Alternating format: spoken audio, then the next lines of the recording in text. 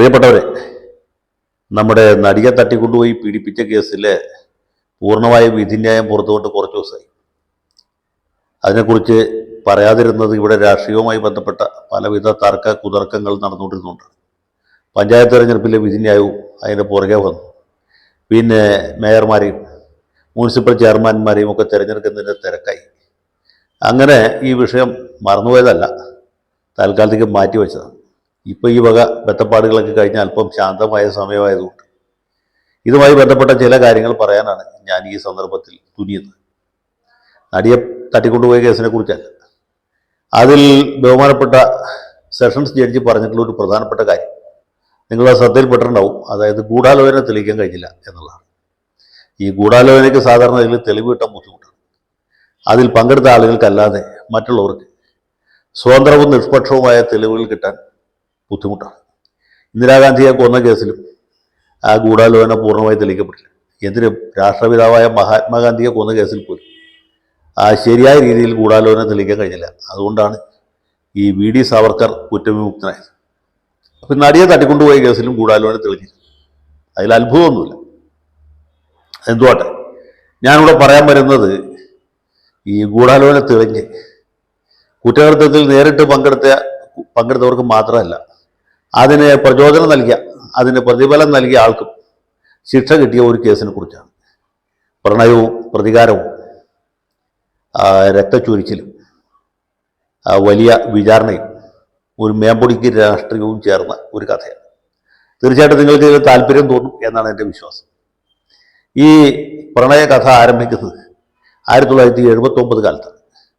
അന്ന് കുണ്ട്രക്കടുത്ത് ഒരു ഗ്രാമത്തിൽ നിന്ന് 8 പൊട്ട് തിരിയാത്ത ഒരു പെൺകിടാവ്, 15 വയസ്സ് അല്ലെങ്കിൽ 16 വയസ്സ്, ഏറിയത് 17 വയസ്സുള്ള മേരിക്കുട്ടി, കൊല്ലത്ത് ലത്തീൻ കത്തോലിക്ക സഭ നടത്തുന്ന കൊല്ലം ബിഷപ്പിൻ്റെ കീഴിലുള്ള ബെൻസിഗർ ആശുപത്രിയോട് ചേർന്നുള്ള നഴ്സിംഗ് കോളേജിൽ ഒരു വിദ്യാർത്ഥിനിയായിട്ട് വരികയാണ്. നഴ്സിംഗ് പഠിച്ച് ഏതെങ്കിലും പ്രൈവറ്റ് ആശുപത്രിയിലോ സർക്കാർ സർവീസിലോ ഭാഗ്യമുണ്ടെങ്കിൽ കുവൈറ്റിലേക്ക് പോകാൻ ആഗ്രഹിച്ച് ഒരു നിർധന കുടുംബത്തിൽ നിന്ന് വന്ന കുട്ടിയായിരുന്നു മേരിക്കുട്ടി. കാണാൻ സാമാന്യ സുന്ദരിയാണ്, നല്ല സുന്ദരി എന്ന് തന്നെ വെച്ചു. അങ്ങനെ ഈ പെൺകുട്ടി ആ നഴ്സിംഗ് കോളേജിൽ പഠിക്കുന്ന സമയത്ത് ഈ ആശുപത്രിയുടെ തന്നെ നിർമ്മാണ പ്രവർത്തനങ്ങൾക്ക്, ആശുപത്രിയുടെ ചില അനുബന്ധ സ്ഥാപനങ്ങൾ നിർമ്മിക്കുന്നതിൻ്റെ ചുമതലക്കാരനായിട്ട് വന്ന പുനലൂർ രൂപതക്കാരനായ ഒരു വൈദികൻ, അദ്ദേഹത്തിൻ്റെ പേര് ഫാദർ ആന്റണി ലാസർ എന്നാണ്. ഇദ്ദേഹത്തിന് മേരിക്കുട്ടിയേക്കാളും ഒരു 10-12 വയസ്സെങ്കിലും കൂടുതലുണ്ട്. 12 അല്ല, അതിൽ കൂടുതൽ വ്യത്യാസമുണ്ട്. അദ്ദേഹം ഈ പെൺകുട്ടിയെ കാണുകയും ഇഷ്ടപ്പെടുകയും അദ്ദേഹത്തിന് ഈ കുട്ടിയോട് വലിയ താല്പര്യം തോന്നിച്ചു. ഞാൻ നേരത്തെ പറഞ്ഞല്ലോ, ഒരു നിർധന കുടുംബത്തിലെ അംഗമാണ് മേരിക്കുട്ടി. അവളെ കൂടാതെ 4-5 സഹോദരിമാരും ഒക്കെ ഉണ്ട്. അപ്പോൾ സ്വാഭാവികമായിട്ടും ഈ പെൺകുട്ടി വശീകരിക്കാനായിട്ട് വൈദികന് വലിയ ബുദ്ധിമുട്ട് വന്നില്ല. അദ്ദേഹത്തിന് ഈ മേരിക്കുട്ടിയോട് വലിയ താല്പര്യം തോന്നി. മേരിക്കുട്ടിയോട് അദ്ദേഹം പ്രണയം അഭിനയിച്ചു അല്ലെങ്കിൽ പ്രണയിച്ചു. അവർ തമ്മിലുള്ള ബന്ധം ശാരീരികമായ ഒരു തലത്തിലേക്ക് കൂടി എത്തി. അങ്ങനെ വൈദികൻ പോകുന്ന സ്ഥലത്തൊക്കെ മേരിക്കുട്ടിയെ കൊണ്ടുപോകുന്ന ഒരു ചടങ്ങ് കൂടി. വൈദികന് സ്വന്തമായിട്ട് കാറുണ്ട്, ആ കാറിന് സ്വന്തം ഡ്രൈവറുണ്ട്. അപ്പോൾ ഇവരിങ്ങനെ നാടിൻ്റെ പല ഭാഗങ്ങളിലും പോകുന്നു. വേളാങ്കണ്ണിയിൽ പോകുന്നു, മദ്രാസിൽ പോകുന്നു, തിരുവനന്തപുരത്ത് പോകുന്നു, കന്യാകുമാരിയിൽ പോകുന്നു. അങ്ങനെ തെക്കേ ഇന്ത്യയിൽ മുഴുവനും സർക്കിട്ട് അടിച്ച് നിറയ്ക്കുക. അങ്ങനെ കുറേ കാലം കഴിഞ്ഞു. 1985 ആയപ്പോഴേക്കും വൈദികൻ മേരിക്കുട്ടിക്ക് ചില സ്വർണ്ണാഭരണങ്ങളൊക്കെ പണിച്ചു. അവരെ വിദേശത്ത് അയക്കാൻ എന്ന വ്യാജേന പാസ്പോർട്ടും മറ്റ് രേഖകളൊക്കെ മേടിച്ചു വെച്ചു. സർട്ടിഫിക്കറ്റുകളൊക്കെ വൈദികൻ്റെ കൈവശമാണ്. ഇത്രയായി കഴിഞ്ഞപ്പോൾ മേരിക്കുട്ടി ഒരു ചെറിയ ഡിമാൻഡ് വൈദികൻ്റെ മുമ്പിൽ വെച്ചു. അതായത്, നമ്മൾ ഏത് കാലത്തും ഇങ്ങനെ നടന്നാൽ പോരല്ലോ, അഭിമന്യ പുരോഹിതൻ ഈ ലോഹ ഊരി നമ്മളുടെ വിവാഹം നടത്തണം എന്നാവശ്യപ്പെട്ടപ്പോൾ വൈദികൻ പറഞ്ഞു, ഇപ്പം കഴിയുന്ന പോലെയൊക്കെ അങ്ങ് പോയാൽ മതി. വിവാഹം കഴിച്ചു കഴിഞ്ഞാൽ എൻ്റെ തിരുവസ്ത്രം നഷ്ടപ്പെടും, പിന്നെ ഈ കലാപരിപാടി പഴയ പോലെ നടത്താൻ പറ്റില്ല, പിന്നെ അധ്വാനിച്ച് മാത്രമേ ജീവിക്കാൻ പറ്റുള്ളൂ, അത് എനിക്ക് അറിയാനും പാടില്ല എന്ന് പറഞ്ഞ് ഇവർ തമ്മിൽ അഭിപ്രായ വ്യത്യാസം. മേരിക്കുട്ടി എന്ന ഞാൻ മറ്റാരെങ്കിലും വിവാഹം കഴിച്ച് കുടുംബജീവിതത്തിൽ പ്രവേശിക്കാൻ താല്പര്യപ്പെടുന്നു എന്ന് പറഞ്ഞപ്പോൾ വൈദികന് ഇഷ്ടക്കേടായി. വൈദികൻ്റെ വിധം മാറി അദ്ദേഹം ഭീഷണിപ്പെടുത്തുന്നു. അദ്ദേഹം മേരിക്കുട്ടിയുടെ സർട്ടിഫിക്കറ്റുകളും പാസ്പോർട്ടും ഒക്കെ പിടിച്ചു വെച്ചേക്കുന്നത് തിരിച്ചു കൊടുക്കില്ല. 35,000-ൽ പരം രൂപ തന്നാൽ മാത്രമേ ഈ സാധനം തിരിച്ചു കൊടുക്കുള്ളൂ, സർട്ടിഫിക്കറ്റുകൾ കൊടുക്കുകയുള്ളൂ എന്ന കടുത്ത നിലപാട് സ്വീകരിച്ചു. മേരിക്കുട്ടി വഴങ്ങിയില്ല, പ്രശ്നമായി, പോലീസിൽ പരാതിയായി. പോലീസുകാർ ഇടപെട്ടപ്പോൾ വൈദികൻ കോട്ടെ 15,000 കിട്ടിയാലും മതി, കൊടുത്തേക്കാം എന്ന് പറഞ്ഞു. അത് കഴിഞ്ഞ് മേരിക്കുട്ടിയുടെ കയ്യിൽ നിന്ന് 35,000 രൂപ കിട്ടേണ്ടത് പറഞ്ഞ് ഒരു മുദ്രപത്രത്തിൽ എഴുതി മേടിച്ചു. എന്നിട്ട് സർട്ടിഫിക്കറ്റുകൾ കൊടുത്തില്ല. അതിൻ്റെ പുറത്ത് വൈദികൻ കൊല്ലത്ത് സിവിൽ കോടതിയിൽ കേസ് കൊടുത്തു, സംഖ്യ തിരിച്ചിട്ടാൻ പറ്റി. അതിനിടയ്ക്ക് ഒരു ഹതഭാഗ്യനായ ഒരു മനുഷ്യൻ മേരിക്കുട്ടിയെ കല്യാണം കഴിച്ചു. യഥാകാലം ഇവർക്ക് ഒരു കുട്ടിയും ജനിച്ചു. ഇത് 85 ഓഗസ്റ്റിലാണ് വിവാഹം നടക്കുന്നത്. 86 ഒരു കുട്ടിയും ജനിച്ചു. പക്ഷേ വൈദികൻ്റെ ഈ സിവിൽ കേസ് കൊടുത്തു, പണം ഈടാക്കാനുള്ള നടപടികൾ ഒരു ഭാഗത്ത് നടക്കുമ്പോൾ തന്നെ വൈദികൻ്റെ വൈരാഗ്യത്തിന് യാതൊരു കുറവും സംഭവിച്ചില്ല.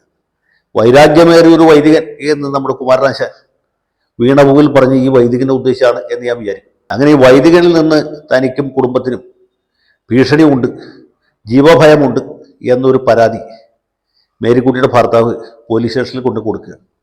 1986 ഒക്ടോബർ 13 പോലീസ് ഇൻസ്പെക്ടർ പരാതി മേടിച്ച് വെച്ചു. അതിൻ്റെ പുറത്തൊരു പേപ്പർ വെയിറ്റ് കയറ്റി വെച്ചു, പറന്നു പോയതല്ലോ. അത് കിട്ടിയ അതേ ദിവസം ഈ വൈദികൻ്റെ നിയോഗപ്രകാരം ആ സ്ഥലത്തുള്ള 5-8 ചട്ടമ്പികൾ, ഗുണ്ടകൾ എന്നതിന് പറയാം, സായം സന്ധ്യയിൽ മേരിക്കുട്ടിയുടെ വീട് ആക്രമിക്കുക. മേരിക്കുട്ടി വീടിൻ്റെ തിണ്ണയിൽ ഈ കുഞ്ഞിനെ മടിയിലിരുത്തിക്കൊണ്ട് ഇരിക്കുന്ന സമയത്താണ് ഈ ആക്രമണം ഉണ്ടാവും. ഈ കുട്ടിയെ ഇവർ പിടിച്ച് വലിച്ചെറിഞ്ഞ് കളയുകയും മേരിക്കുട്ടിയുടെ അമ്മയും സഹോദരിമാരൊക്കെ വന്നപ്പോൾ അവരുടെ കഴുത്തിൽ വടിവാൾ വെച്ച് ഭീഷണിപ്പെടുത്തി. 1-ാം പ്രതി ശശി എന്ന് വിളിക്കുന്ന നെൽസന്റെ നേതൃത്വത്തിൽ ഈ ഗുണ്ടാ സംഘം മേരിക്കുട്ടിയെ തുരുതുര വെട്ടി. ഭീകരമായ ആക്രമണമായിരുന്നു. 19 മറ്റോ മുറിവുകൾ അവരുടെ മേലുണ്ട്. അങ്ങനെ വെട്ടേറ്റ് അസ്തപ്രജ്ഞയായ മേരിക്കുട്ടി അവിടെ ഉപേക്ഷിച്ച് ഇവർ വന്ന വഴി കടന്നില്ല. അത് കഴിഞ്ഞ് ഇവരെ ജില്ലാ ആശുപത്രിയിൽ കൊണ്ടുപോയി. അവിടെ നിന്ന് നേരെ തിരുവനന്തപുരം മെഡിക്കൽ കോളേജിൽ കൊണ്ടുപോയി. അപ്പോഴത്തേക്ക് ആളും മരിച്ചു. അങ്ങനെ നേഴ്സ് വെട്ടേറ്റ് മരിച്ചു. ഗുണ്ടാ ആക്രമണം എന്ന് പറഞ്ഞ് പത്രത്തിൽ വന്നു, മാതൃഭൂമിനും മനോരമയിലൊക്കെ വന്നു. ഈ മേരിക്കുട്ടിയുടെ അമ്മയും സഹോദരിമാരൊക്കെ ദൃക്സാക്ഷികളാണ്. സാഹചര്യ തെളിവുകളൊക്കെ ഉണ്ട്. പക്ഷേ അന്ന് കരുണാകരൻ്റെ ഭരണമാണ്. 1982, 87 കരുണാകരൻ്റെ ഭരണകാലമാണ്. 86 ഒക്ടോബറിലാണ് സംഭവം നടന്നത്. കരുണാകരൻ്റെ പോലീസ് ഒരു കത്തോലിക്ക വൈദികനെ പ്രതിയാക്കി കേസെടുക്കാനായിട്ട് അശക്തരായിരുന്നു. കാരണം എന്താ വെച്ചാൽ വോട്ട് പോകും, തെരഞ്ഞെടുപ്പ് അടുത്ത് നിൽക്കണം. 87 മാർച്ച് മാസത്തിൽ തെരഞ്ഞെടുപ്പ് നടക്കാനിരിക്കുമ്പോൾ 86 ഒക്ടോബറിലോ നവംബറിലോ ഡിസംബറിലോ ഒരു കത്തോലിക്ക വൈദികനെ പ്രതിയാക്കാൻ പറ്റില്ല. കരുണാകരൻ അതിനു മുമ്പ് തന്നെ കൈപൊള്ളിയിരിക്കുകയാണ്. പുതുപ്പള്ളിയിൽ ഒരു ഓർത്തഡോക്സ് വൈദികനെ കൊലക്കേസിൽ പ്രതിയാക്കി ചാർജ് ചെയ്തു. അത് എന്ന് പറഞ്ഞ് മൊത്തം ഓർത്തഡോക്സുകാരും ഇദ്ദേഹത്തിനെതിരായി, സർക്കാരിനെതിരായി, ആഭ്യന്തരമന്ത്രിയായിരുന്ന വയലാർ രവിക്കെതിരായി, കാതോലിക്ക ബാബു വരെ പരസ്യമായിട്ട് പ്രസംഗിച്ച സമയമാണ്. അങ്ങനെ യാക്കോബായക്കാരും ഓർത്തഡോക്സുകാരും എതിരായിരിക്കുന്ന സമയത്ത് കത്തോലിക്കരെ കൂടി എതിരാക്കാനായിട്ട് അദ്ദേഹം താല്പര്യപ്പെട്ടില്ല. അങ്ങനെയുള്ള ഈ സമയത്ത് തെരഞ്ഞെടുപ്പ് നടക്കും. തെരഞ്ഞെടുപ്പിൽ ഇടതുപക്ഷ ജനാധിപത്യ മുന്നണി അധികാരത്തിൽ വരും. ഇടതുപക്ഷ ജനാധിപത്യ മുന്നണി സർക്കാരിൻ്റെ അമരക്കാരനായിട്ട് സഖാവ് ഇ കെ നായനാർ വരും മുഖ്യമന്ത്രി. അദ്ദേഹം തന്നെയാണ് ആഭ്യന്തര വകുപ്പ് ഭരിക്കുന്നത്. അദ്ദേഹത്തിന് അങ്ങനെ ലത്തീൻ കത്തോലിക്ക സഭയിലെ വൈദികരോ മതമേലധ്യക്ഷന്മാരൊന്നും വലിയ ബഹുമാനവും ആദരവും എന്നുള്ള ആളല്ല. ആഭ്യന്തര വകുപ്പിൻ്റെ ചുമതലക്കാരൻ മുൻ സ്പീക്കർ എ പി കുര്യനാണ്. അങ്ങനെ ഈ അന്വേഷണം ക്രൈംബ്രാഞ്ചിനെ ഏൽപ്പിക്കുന്നു. ക്രൈംബ്രാഞ്ചിലെ പ്രഗത്ഭനായ ഡിവൈഎസ്പി പരമേശ്വരൻ പിള്ള ഇതിൻ്റെ ഉത്തരവാദിത്തം ഏറ്റെടുക്കും. അധികം വൈകാതെ ഈ വൈദികനെ അറസ്റ്റ് ചെയ്യുന്നു. വൈദികനുമായി ബന്ധപ്പെട്ട തെളിവുകൾ ശേഖരിക്കുന്നു. വളരെ എളുപ്പമായിരുന്നു. കാരണം എന്താ വെച്ചാൽ വൈദികനാണ് ഈ ഗുണ്ടകളെ പറഞ്ഞു വിട്ടത്. അവർക്ക് ഒളിയിടം ഒരുക്കി കൊടുത്തതും വൈദികനാണ്. ഇവർക്ക് പേയ്മെൻറ്റ് നടത്തിയതും വൈദികനാണ്. ഇത്തരം കാര്യങ്ങൾ വെച്ച് നോക്കിയാൽ പിന്നെ വൈദികൻ്റെ ഇൻവോൾവ്മെൻറ്റ് വളരെ വളരെ ക്ലിയർ. അങ്ങനെ കുറ്റപത്രം കൊടുക്കുന്നു. 88-ാം ആണ്ടിൽ ഇതിൻ്റെ വിചാരണ നടക്കും. അധികം താമസിച്ചില്ല. 87 വൈദികനെ അറസ്റ്റ് ചെയ്യുന്നു. 88 വിചാരണ നടക്കും കൊല്ലം സെഷൻസ് കോടതി. പ്രഗത്ഭനായ പുത്തൂർ ഗോപാലകൃഷ്ണനാണ് ഈ ഫാദർ ആന്റണി ലാസറിന് വേണ്ടി ഹാജരാകുന്നത്. അദ്ദേഹം 9-ാം പ്രതിയാണ്. പ്രഗത്ഭനായ special prosecutor K Kunhirama Menon, ഒരു ഇതിഹാസ തുല്യനായ മനുഷ്യൻ, ചെറിയ വക്കീലൊന്നുമല്ല. അതിഗംഭീരനായ പ്രോസിക്യൂട്ടർ കെ കുഞ്ഞിരാമ മേനോൻ പ്രോസിക്യൂഷൻ്റെ ഹാജരാകും. സാക്ഷികളെ വിസ്തരിക്കുന്നു. ഈ വൈദികൻ്റെ പങ്കാളിത്തം പകൽ പോലെ തെളിയുന്നു.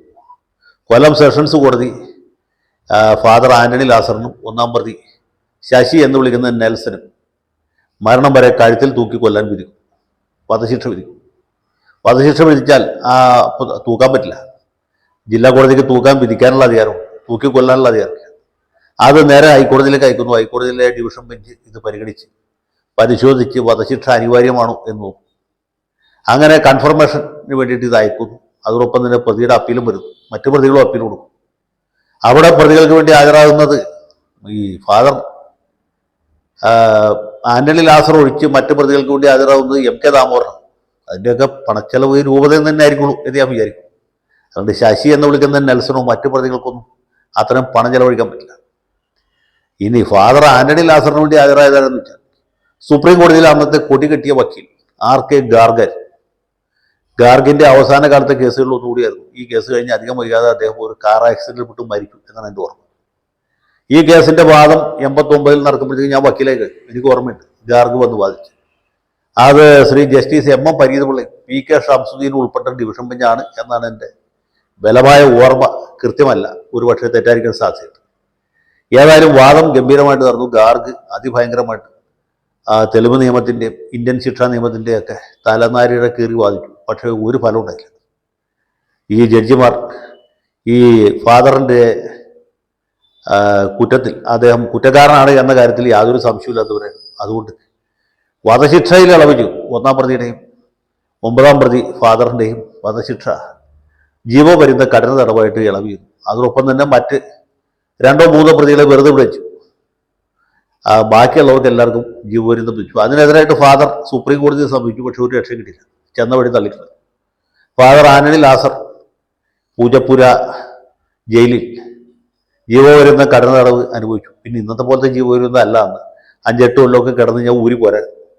ഫാദർ വേറെ ആരുടെ മേലും ഉപദ്രവത്തിന് പോകാത്തതുകൊണ്ടും മറ്റു പ്രതികളായിട്ട് വഴക്കുണ്ടാക്കാത്തതുകൊണ്ടും പിന്നെ മാതൃകാപരമായ ഒരു വൈദിക ജീവിതം നയിക്കുന്ന ആളായതുകൊണ്ടും അവരുടെ ജയിലർമാരടക്കം എല്ലാവർക്കും കുർബാന എല്ലാവരും കുമ്പസാരിക്കാനും ഒക്കെ അദ്ദേഹത്തിൻ്റെ സേവനം ലഭ്യമായതുകൊണ്ടും അദ്ദേഹത്തിന് ഇളവുകൾ ലഭിച്ചു. അദ്ദേഹം വിധി ശിക്ഷാകാലം കഴിഞ്ഞ് പുറത്തു വന്നു. മറ്റൊരു പേരിൽ അദ്ദേഹം തിരുവനന്തപുരം ജില്ലയിലെ ഏതോ സ്ഥലത്ത് ഇപ്പോഴും വൈദികരായി തുടരുന്നു എന്നാണ് ഞാൻ മനസ്സിലാക്കിയത്. ഉറപ്പില്ല, ഈ അവസാന ഭാഗത്തെക്കുറിച്ച് എനിക്ക് ഉറപ്പില്ല. ഏതായാലും അദ്ദേഹം വൈദികനായി തുടരുന്നു എന്നാണ് അറിയാൻ കഴിഞ്ഞത്. അപ്പം ഞാൻ പറഞ്ഞത് എങ്ങനെയാണ് ഗൂഢാലോചന തെളിഞ്ഞത് എന്ന് ചോദിച്ചാൽ വളരെ കൃത്യമാണ്. മേരിക്കുട്ടിയും ഫാദർ ആന്റണി ലാസറും തമ്മിലുള്ള ബന്ധം സാക്ഷ്യമൊഴികൾ കൊണ്ടും രേഖകൾ കൊണ്ടും തെളിയിക്കാൻ കഴിയും. മേരിക്കുട്ടിയുടെ ഇന്ന് അച്ഛൻ എഴുതി മേടിച്ച പ്രോമിസറി നോട്ട്, അതിൻ്റെ വെളിച്ചത്തിൽ അച്ഛൻ സിവിൽ കോടതിയിൽ കൊടുത്ത അന്യായം, ഇതൊക്കെ അച്ഛനെതിരെ വമ്പിച്ച തെളിവുകളായിട്ട് വന്നു. മേരിക്കുട്ടിയുടെ ഭർത്താവ് ഈ കൊലപാതകം നടന്ന ദിവസം അച്ഛനെതിരായിട്ട് പോലീസ് സ്റ്റേഷനിൽ കൊടുത്ത പരാതി മറ്റൊരു തെളിവായിട്ട് വന്നു.